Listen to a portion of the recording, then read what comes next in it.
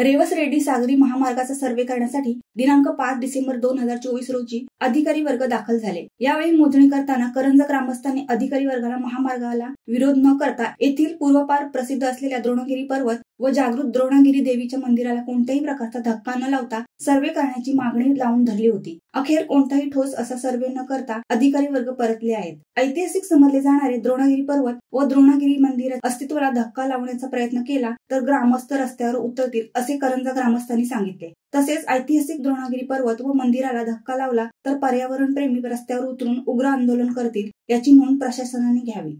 माजी मुख्यमंत्री barrister A.R. Antule यांनी 1980 मध्ये रेवस रेड्डी सागरी मार्गाची संकल्पना मांडली होती। मुंबई गोवा महामार्गाला पर्यायी ठरणारा रायगड जिल्ह्यातील करंजा रेवस ते सिंधुदुर्ग जिल्ह्यातील रेडी पर्यंतच्या सागरी महामार्गाचे भूमिपूजन राज्याचे तत्कालीन मुख्यमंत्री एकनाथ शिंदे यांच्या हस्ते रेवस रायगड ते रेडी सिंधुदुर्ग या सागरी महामार्गावरील 7 खाडी पुलांच्या कामाचे भूमिपूजन करण्यात आले होते। या रेवस ते रेडी या सागरी महामार्गाची एकूण लांबी 498 किमी इतकी आहे। पर्यटनाच्या दृष्टीने अत्यंत महत्वाचा असा हा महामार्ग असणार आहे।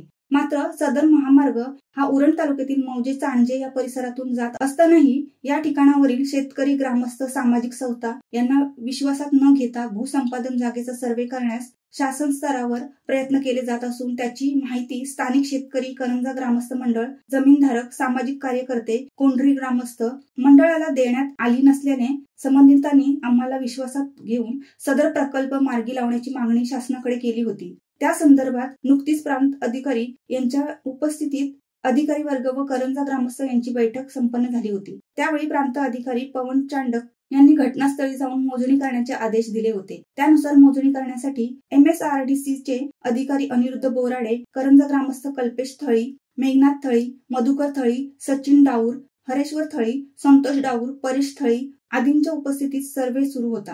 त्यावेळी ग्रामस्थांच्या निदर्शनास या सागरी महामार्गामुळे ऐतिहासिक द्रोणागिरी पर्वत व जागृत द्रोणागिरी मंदिराला धोका निर्माण होऊन अस्तित्व संपुष्टात येईल। त्यामुळे ग्रामस्थांनी याला विरोध करीत मंदिर व पर्वताला धोका न पोहोचता बाजूने महामार्गाचा सर्वे करण्याची मागणी लावून धरली। रेवस रेड्डी सागरी महामार्गाला विरोध नसून उरण तालुक्यातील ऐतिहासिक वास्तू म्हणून सुप्रसिद्ध असलेल्या द्रोणागिरी पर्वताला धक्का न लावता रस्ता करण्यात यावा। या भागात माती नसल्याने काही ठेकेदार भूमाफियांनी अधिकारी वर्गाला हाताशी धरून पर्वताची माती मिळवण्यासाठी राज्यकर्त्यांना हाताशी धरून हा घाट घातला असल्याचे समजते। यामुळे उरणवासियात संतापाची लाट पसरली आहे। द्रोणागिरी पर्वत व मंदिराला धक्का लावून पोखरण्याचा प्रयत्न केला तर समस्त उरणवासी व पर्यावरण प्रेमी रस्त्यावर उतरतील। त्यांना होणाऱ्या परिणामाचा शासन जबाबदार राहील असा इशारा करंजा ग्रामस्थांनी दिला आहे। याबाबत शासन काय निर्णय घेतो याकडे ग्रामस्थांचे लक्ष लागून राहिले आहे।